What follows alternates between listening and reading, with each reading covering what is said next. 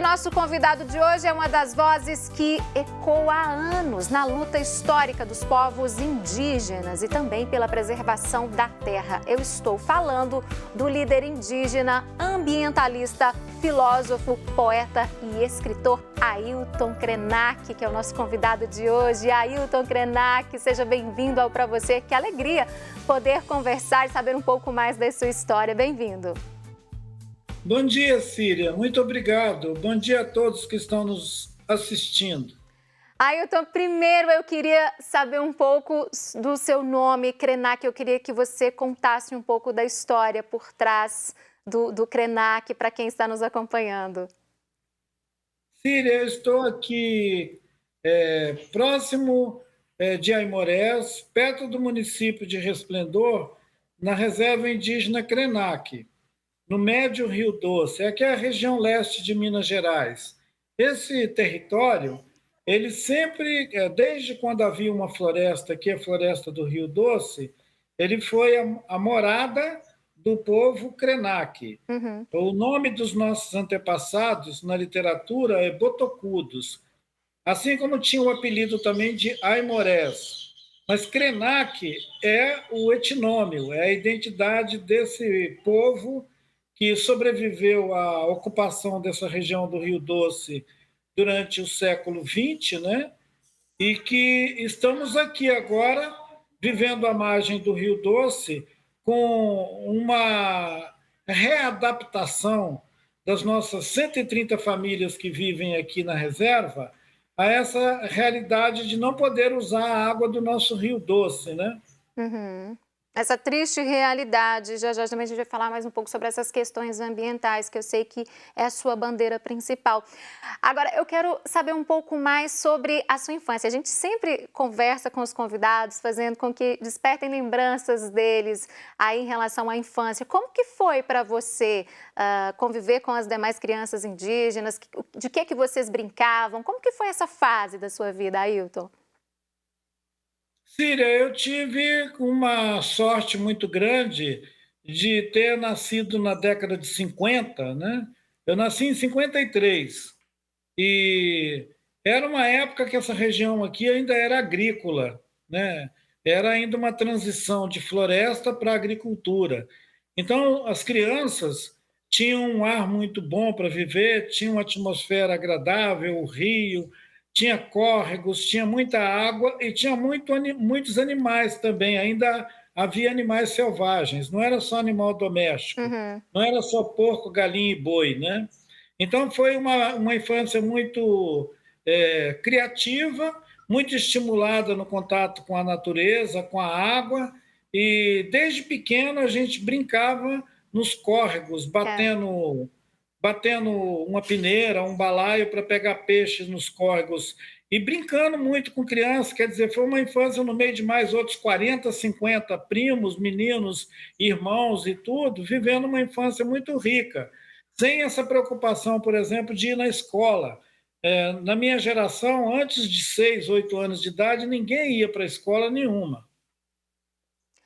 O que você vê de mais diferente? O que mudou mais em relação lá na década de 50, quando você era criança, que brincava aí com essas outras crianças indígenas, para as crianças hoje aí que moram na aldeia Krenak? Bom, os que vivem aqui dentro, eles ainda têm o privilégio de ser herdeiros de uma tradição que respeita a infância. Mas ao meu redor eu vejo as crianças vivendo uma experiência muito adiantada. As crianças Aham. têm que ir para a escola desde cedo, né? E aqui na reserva Krenak a gente preserva esse espaço da infância como um espaço importante. A escola ela tem que conviver com a liberdade das crianças, ela não pode ser um confinamento, né? Agora, voltando na questão da sua infância, Ailton, lá quando você era criança, teve um líder, uma pessoa em especial que te influenciou para ser o homem que você é hoje, para defender as bandeiras que você defende hoje? Síria, a experiência com meu pai, com os meus tios, com os mais velhos, mas principalmente com minha mãe, que nós vamos celebrar os 90 anos dela em setembro, foi fundamental para formar a minha mentalidade, a minha observação do mundo. Mas eu também aprendi muito com a natureza, com isso que chamo de natureza. Eu aprendi com os outros seres não humanos. E eu tenho feito, inclusive, uma observação na minha escrita de que os seres humanos precisam aprender com os outros seres não humanos, sair dessa centralidade de achar que só os humanos ensinam e só os humanos são capazes de entender, de pensar.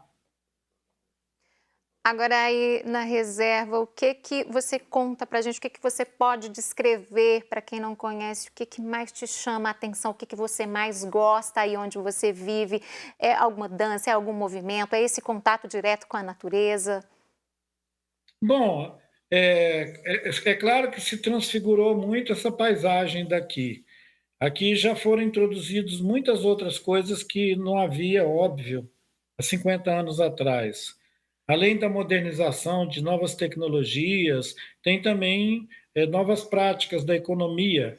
Nós éramos caçadores-coletores, agora tem muita gente aqui que teve que se adaptar à experiência, por exemplo, de criar animais, né? Uhum. Tirar o leite da vaca de manhã cedo. Então, se aproximou muito de uma rotina de uma zona rural, de um sítio, de uma fazenda. Apesar de ser uma aldeia indígena, a economia interna daqui teve que se adaptar. Então, o pessoal cuida, tem áreas de pasto aqui dentro, tem uma prioridade que é de manter o território com alguma vegetação, mas nós vamos ter que reflorestar isso aqui. Nós estamos vizinhos do Sebastião Salgado, do Instituto Terra, lá de Aimorés. E a Ah, que gente delícia. tem, e a gente tem procurado assimilar algumas dessas práticas de floresta, agrofloresta, para a gente ser capaz de ajudar também a terra a se regenerar, né? A ter água aqui dentro. Porque nós estamos experimentando um tempo agora de muita mudança climática, né, Muita, Cília? muita mudança. E isso reflete diretamente no dia a dia de todos nós, né, Ailton? Bom, ele reflete diretamente sobre o nosso corpo. As plantas, por exemplo, elas do mês de junho para frente, elas sentem a seca. Os pequenos córregos chegam a secar e ficar só areia no fundo. Eu não me lembrava de nenhuma paisagem dessa até os 20 anos de idade, entendeu? Da infância até os 20 anos, os córregos tinham água o ano inteiro. Agora, quando chega no mês de maio, junho, os pequenos ribeirões secam. Então, isso é uma ecologia violentamente alterada, né? É, sem dúvida. Aí mesmo em Belo Horizonte, vocês podem ver que muitos lugares que tinha ribeirão e córregos, agora não tem mais. É, acabou, a água é bem pouquinha, né? Principalmente nessa época do ano, época de seca. Agora eu queria saber um pouco mais de você, voltando a falar do Ailton Krenak. Você é casado, tem filhos? Conta um pouco sobre a sua família. Eu tenho filhos, tenho netos e fico é, muito feliz de poder ver essa geração de meninos e meninas crescendo. Alguns já passaram pela universidade, outros ainda estão fazendo o ensino médio, e eu acompanho as rotinas deles, procuro compartilhar com eles a minha experiência de infância e juventude, e é claro que a, a minha memória de infância eu compartilho com eles e ela ilustra muito a nossa experiência cotidiana. Uhum. Tem um tipo de sociabilidade aqui entre essas famílias que agora de manhã, por exemplo, reúne uma opção de gente no terreiro das casas para conversar, entendeu? Não tem aquela rotina de sair correndo para pegar um metrô, um ônibus para ir para o trabalho, que eu sei que é a rotina do pessoal que vive na cidade. E mesmo o pessoal que vive na roça, acabam imprimindo uma rotina que deixa pouco tempo para a sociabilidade, para o convívio, né, para as brincadeiras. E na nossa cultura é muito importante a sociabilidade, valorizar a convivência.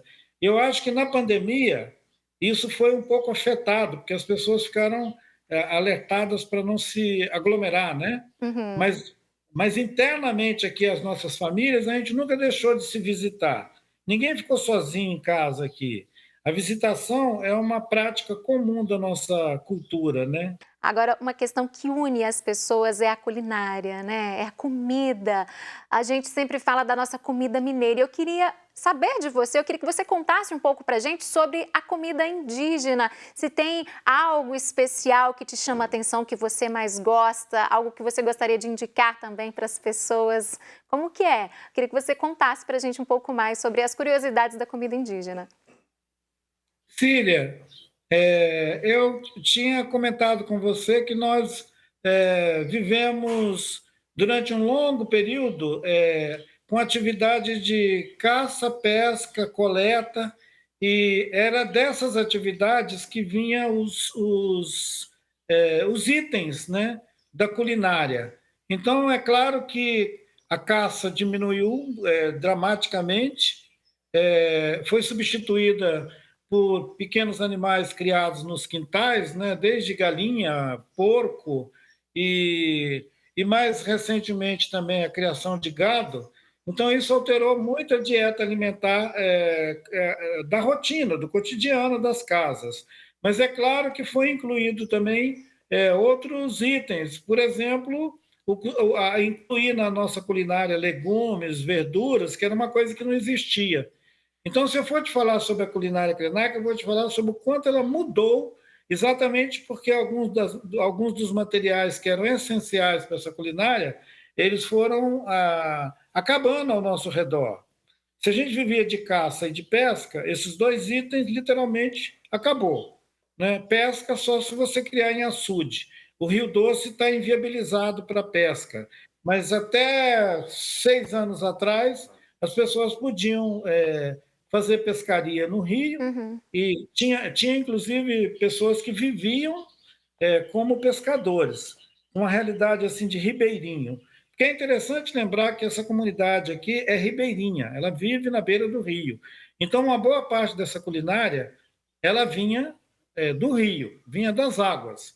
Agora ela não vem das águas, então ela vai ter que vir da terra firme e no período de seca, por exemplo, só há a possibilidade de você ter praticamente a horta, né, os cultivos da horta Uhum. e algumas outras.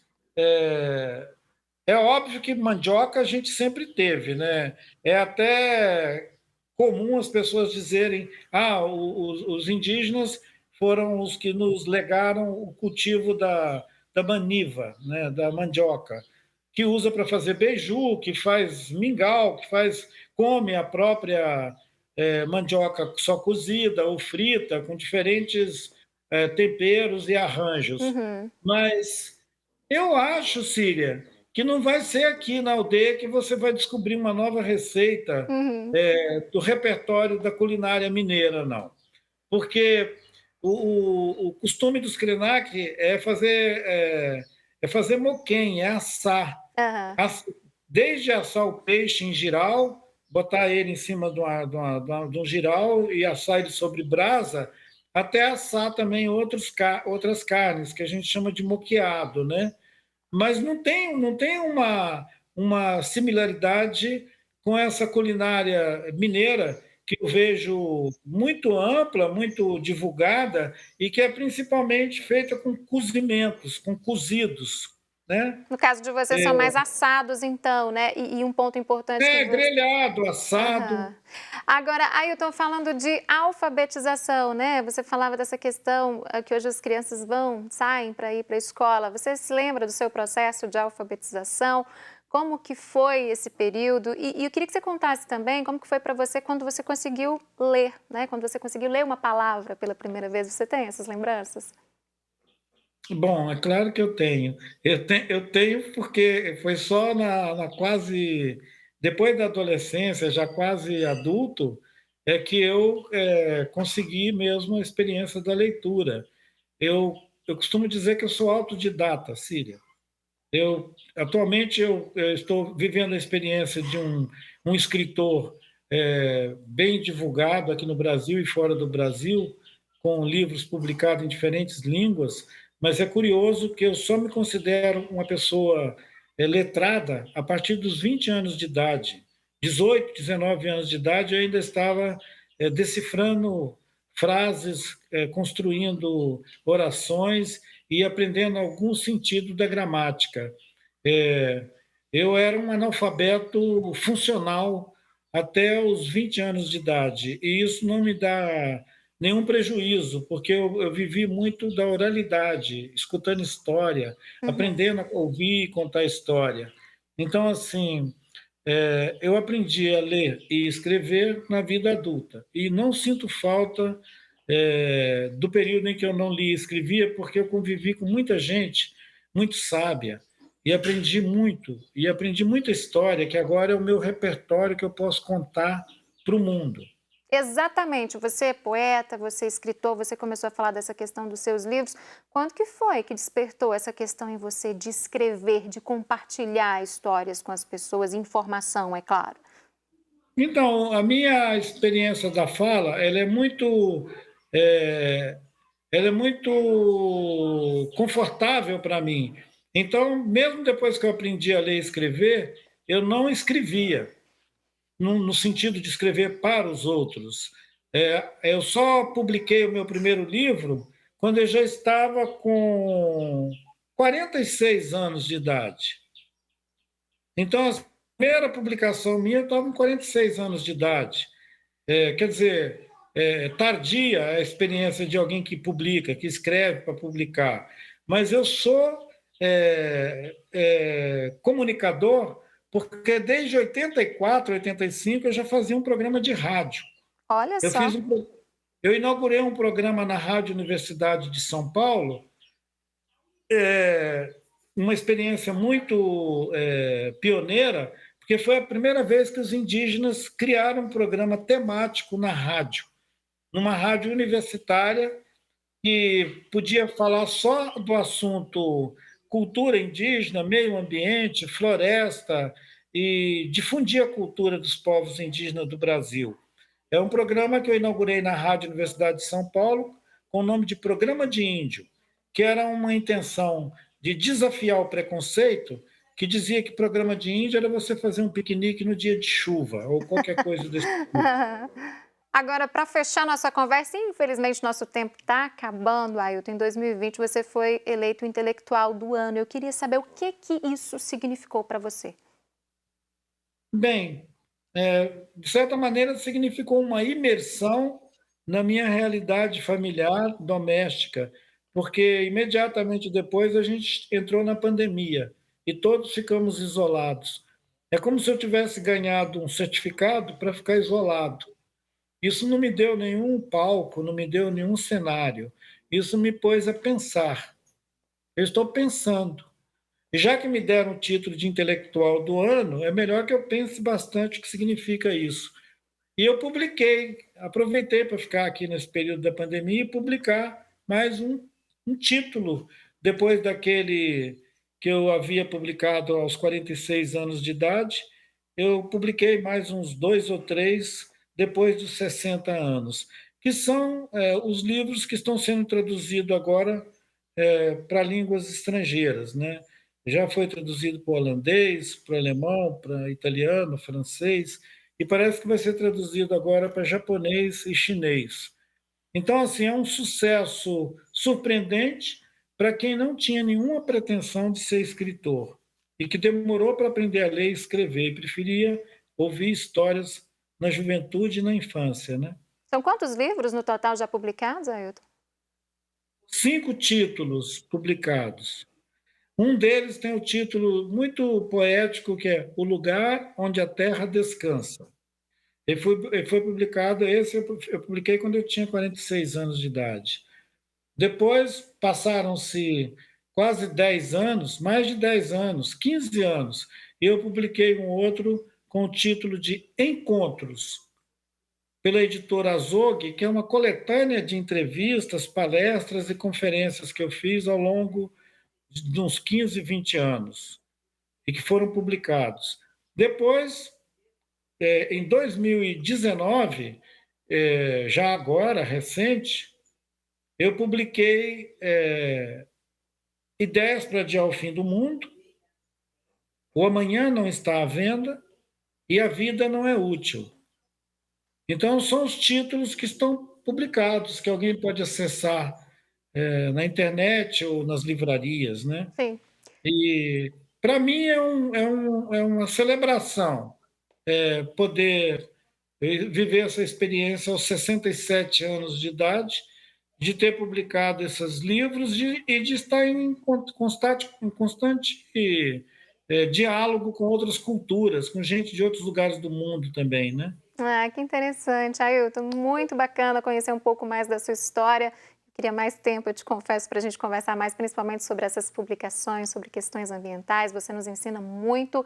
E eu agradeço a sua disponibilidade em conversar conosco. Muito, muito obrigada. Leve nosso abraço para todos aí na Reserva Indígena e até uma próxima oportunidade. Obrigado, Cília. Agradeço a todos que nos acompanharam. A gente vai ter outras ocasiões de continuar visitando esse programa maravilhoso, que tem o maior entusiasmo, né? Chega na casa das pessoas com esse afeto. Bacana. Parabéns.